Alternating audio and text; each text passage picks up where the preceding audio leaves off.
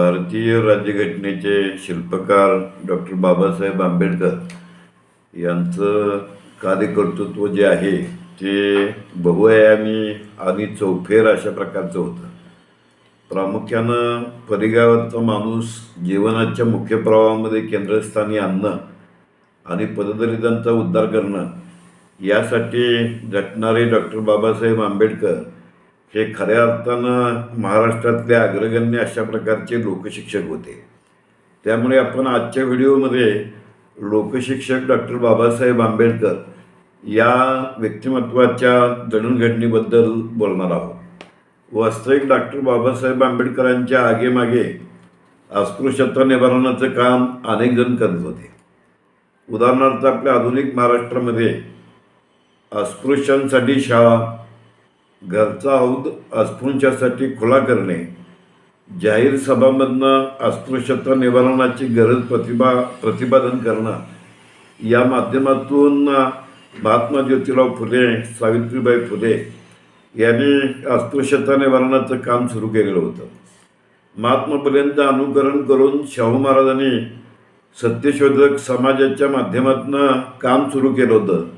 आणि म्हणून पु ल देशपांडे यांनी असं म्हटलेलं आहे की गळ्यातल्या कवड्याच्या माळेशी इमान राखणारे कोल्हापूरचे शाहू छत्रपती यांनी अस्पृश्याबरोबर सहभोजन, महारवतनांना बंदी, अस्पृश्यांना शिक्षणाच्या संधी, नोकरीत राखीव जागा, सार्वजनिक पाणवड्यावर पाणी भरण्यास परवानगी, अस्पृश्यांच्या सभा, परिषदा, मेळावे यांना उपस्थिती असे अनेक उपक्रम राबवले होते.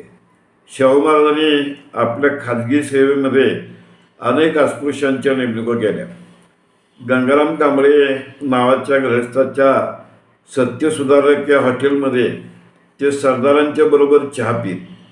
दलितांच्या सेवेसाठी मला छत्रपतींचं सिंहासन सोडावं लागलं तरी पर्वा नाही अशी त्यांची भूमिका होती. मार्च 1920ला माणगावच्या परिषदेमध्ये छत्रपती शाहूने आंबेडकरांना अस्पृश्यांचा खरा पुढारी म्हणून गौरवलं. शाहू महाराजांच्या प्रमाणेच महर्षी विठ्ठलरामजी शिंदे हे आपल्या पत्नीसह अस्पृश्य वस्तीमध्ये राहून डिप्रेस्ड क्लास मिशनच्या मदतीनं आपलं समाजकार्य करीत होते. त्यांनी बेळगावला परिषद घेतली होती. या परिषदेला महात्मा गांधी आले होते. या परिषदेत महात्मा गांधींनी असं विचारलं की इथं जमलेल्या लोकांपैकी अस्पृश्य किती आहेत, त्याने हात वर करावा. गांधींच्या या सूचनेनंतर एकही हात वर झाला नाही. अर्थात पुढे महात्मा गांधींच्या हरिजन सेवक संघ या कार्यकारिणीचा एकही सभासद अस्पृश्य नव्हता. थोडक्यात काय, गांधी असतील किंवा विठ्ठलरामजी शिंदे असतील, दोघेही सारख्याच खोल पाण्यात उभे होते. आंबेडकरांच्या पूर्वी गोपाळबाबा वलंगकर, शिवराम जानबा कांबळे यांनी अस्पृश्य जागृतीचा प्रयत्न केला होता. तर समकालीनामध्ये संत गाडगे महाराज आपल्या कीर्तनातून शिवाशिव न पाळण्याचा उपदेश करत होते. समतानंद आनंदहरी गद्रे, मामा वरेरकर, स्वातंत्र्यवीर सावरकर, पंजाबराव देशमुख अशा सुधारकांनी अस्पृश्यता निवारणाचा प्रयत्न केला. तर डॉक्टर कर्मवीर भाऊराव पाटील यांनी रयत शिक्षण संस्थेच्या माध्यमातून सर्व जाती धर्मांना एकाच वसतिगृहामध्ये ठेवून सर्व जातीच्या मुलांना राहणं, जेवण हे एकत्र करायला शिकवलं.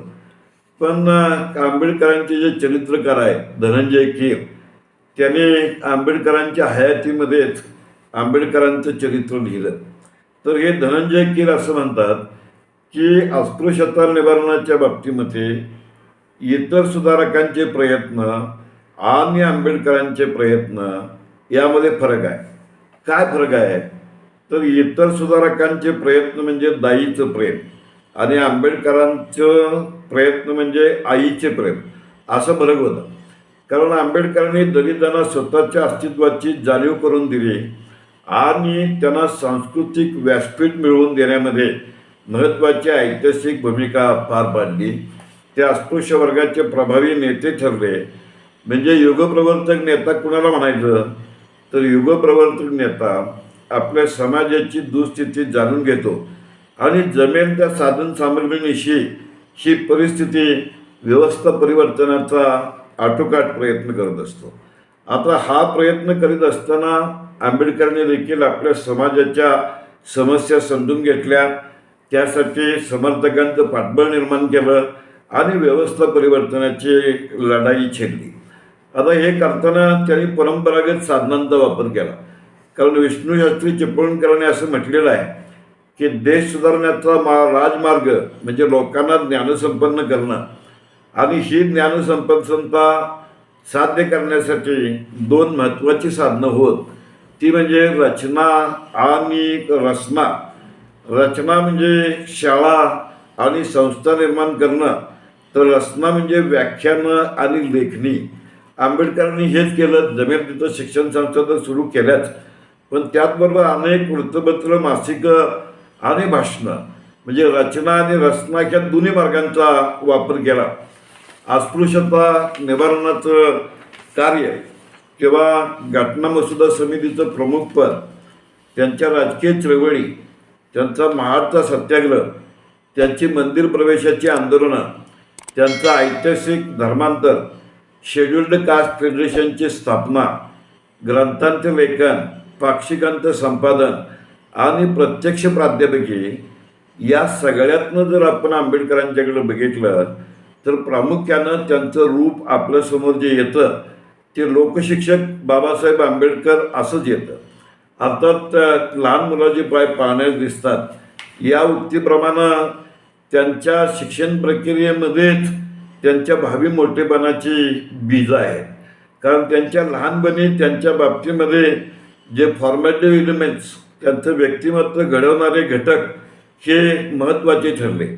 म्हणजे वडिलांच्या फिरतीच्या नोकरीमुळे आंबेडकरांचं शालेय शिक्षण जे आहे ते दापोली, मुंबई, सातारा अशा विविध शाळांच्यामधनं झालं. त्यांच्या आत्या मीराबाई ह्या त्यांना भजने, अभंग, दोहे ह्या गाऊन दाखवत आणि याचा संस्कार परंपरेचा त्यांच्यावरती झाला. वडिलांनी आणून दिलेली हार्वर्डची इंग्रजी पुस्तकं आणि तर्खडकरांची भाषांतर पाठमाला यांच्या साहाय्यानं त्यांचा इंग्रजी विषय अतिशय चांगला अशा प्रकारे तयार झाला. म्हणजे वडिलांनी काही वेळा आपल्या मुलीचे दागिने घाण ठेवून त्यांना पुस्तकं विकत आणून दिली. म्हणजे ह्या आजूबाजूच्या घडामोडींचा त्यांच्या व्यक्तिमत्वावरती परिणाम होत होता. म्हणजे 1907 साली आंबेडकर मॅट्रिकची परीक्षा उत्तीर्ण झाले. त्या काळामध्ये 1907ला अस्पृश्य मुलगा मॅट्रिक होतो हे खूप कौतुकाची आणि अपूर्वाईची बाब होती. म्हणून गुरुवर्य कृष्णाजी अर्जुन केळुसकरांनी आंबेडकरांना बुद्धचरित्र भेट दिलं. त्याचबरोबर बडोदा संस्थांचे मासिक शिष्यवृत्ती मिळवून दिली आणि BA झाल्यानंतर अल्पावधीतच आंबेडकरांच्या वडिलांचं निधन झालं. त्यामुळे बडोदा संस्थानातली लेफ्टनंटची नोकरी थांबवून ते त्याच संस्थानाच्या मदतीनं उच्च शिक्षणासाठी अमेरिकेमध्ये गेले. तिथं गेल्यानंतर सुद्धा शिष्यवृत्तीच्या पैशातनं ते आपल्या घरी पैसे पाठवायचे. इथं त्याने अभ्यास महत्त्वाचा मानला. रोज 18 तास अभ्यास करत अमेरिकेमध्ये पोटाला न खाता त्यांनी जवळजवळ 2000वर ग्रंथ जमा केले. त्यानंतर बडोदा दिवाणाच्या सूचनेवरून ते कायदा आणि अर्थशास्त्राचा अभ्यास मध्येच थांबवून इंग्लंडहून परतले आणि यावेळेला त्यांना बडोद्यामध्ये लष्करी कार्यवाह नोकरी मिळाली. सवर्ण हिंदूंनी केलेल्या छळामुळे त्यांना ही नोकरी त्रासदायक ठरली, म्हणून त्यांनी बडोदा सोडलं. ते मुंबईला परत आले.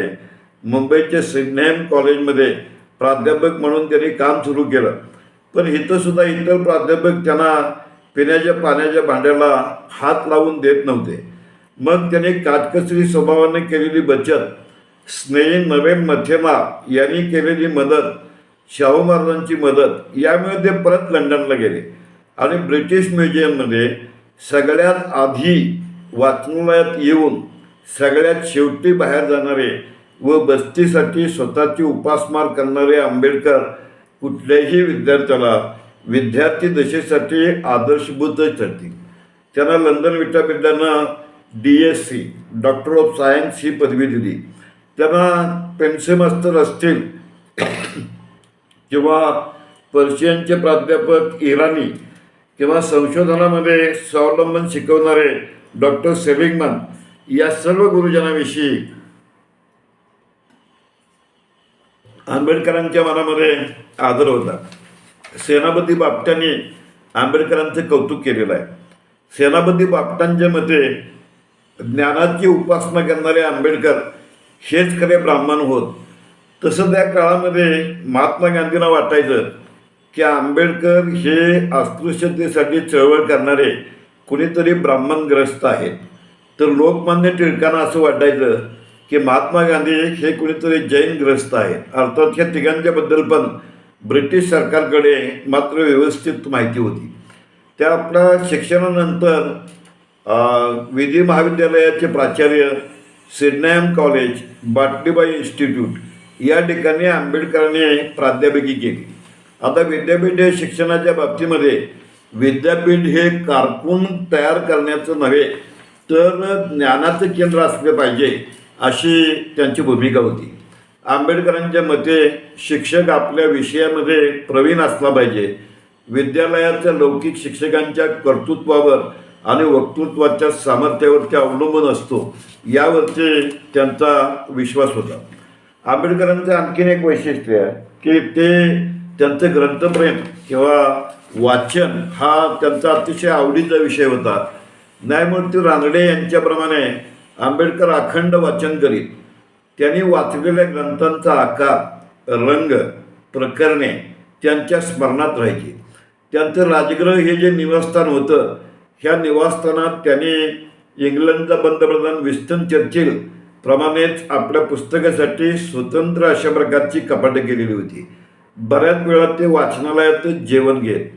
ग्रंथांच्या संचित राहण्यासाठी मी सर्वस्वाचा त्याग करीन असं म्हणणाऱ्या सिसरोप्रमाणे ग्रंथसंग्रह हा आंबेडकरांना आपल्या कुडीतला प्राण वाटते.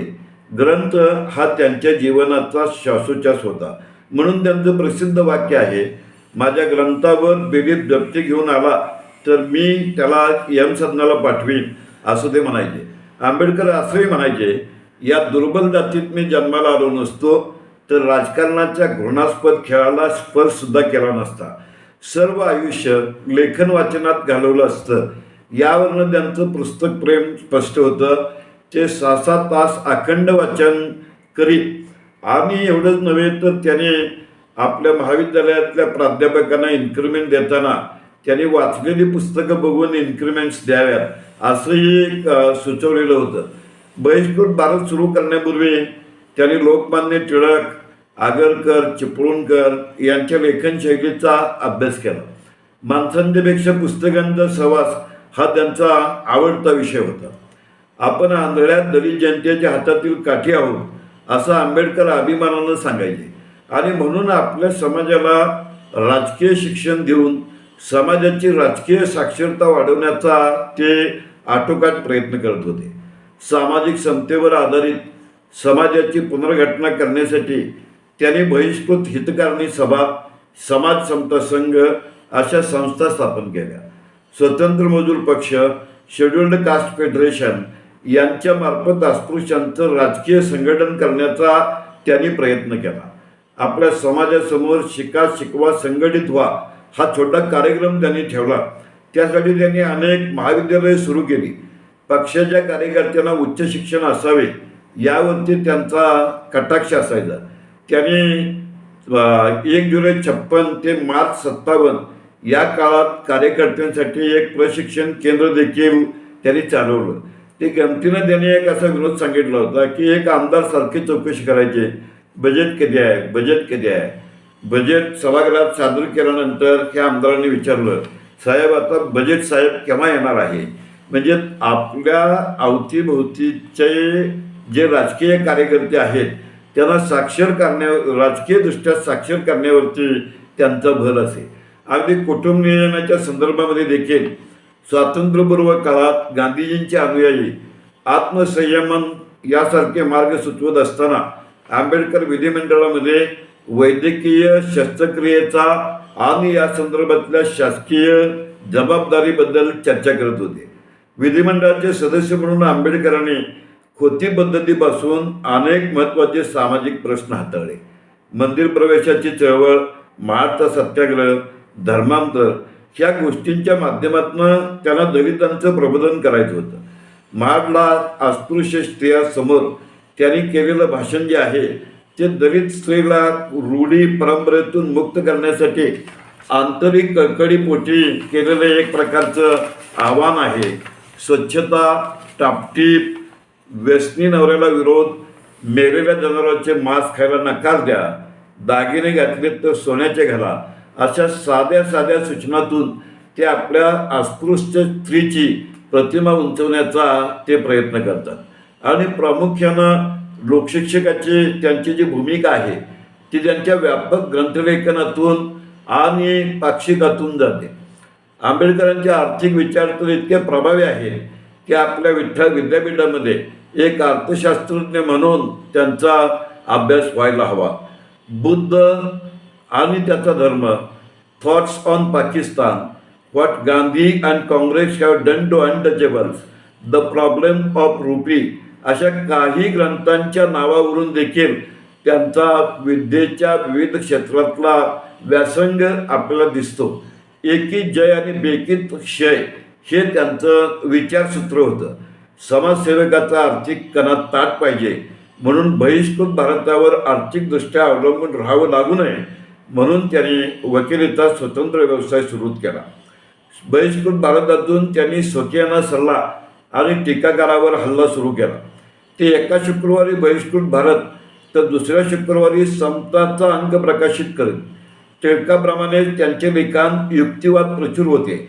बहिष्कृत भारताचे ऋण हे लौकिक ऋण नव्हे काय या आपल्या लेखात ते लिहितात. या पत्राची संपादकी ही पैसा कमवण्याचा धंदा नसून लोकजागृतीकरता घेतलेली स्वयंदीक्षा आहे. हे कार्य एकट्याने होणार नाही. 10 की लकडी एक एक का बोजा झाला तर ते तडीत जाईल, नाहीतर मध्येच लोप पावेल. तसेच झाले. आर्थिक कुचंबनामुळे 1929 साली समतांनी बहिष्कृत भारत बंद पडले. काही वेळेला आंबेडकर 124 रकाने मजकूर लिहित लोकहितवादींची शतपत्रे त्यांनी पुनर्मुद्रित केली. ते ब्राह्मण विरोधी होते, ब्राह्मण विरोधी नव्हते.